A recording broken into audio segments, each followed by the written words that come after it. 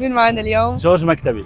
طب حكينا عن الفيلم حقك. الفيلم هو قصة ولد بالحرب حاول انه يوقف مومنتس بوقف اطلاق النار، قدر يوقف مومنتس ويغيرهم ويزيد عليهم الحياة، بس there is a very specific moment ما قدر يعمل فيها شيء. هو فيلم بيحكي عن الحرب اللبنانية وعن اشخاص شاركوا بالحرب وبطلوا موجودين من وراء الحرب. ايش اسم الفيلم؟ جيم 1983. ايش معنى جيم؟ جيم هو اسم الصبي اللي هو اسمي، اول حرف من اسمي. طيب ايش رايك في مهرجان الريد سي فيلم مهرجان فيستيفال؟ رهيب. I'm very happy انه the festival took my film. ان شاء الله we will see more stuff من Red Sea Film Festival وبنعمل اكثر 2D animation films.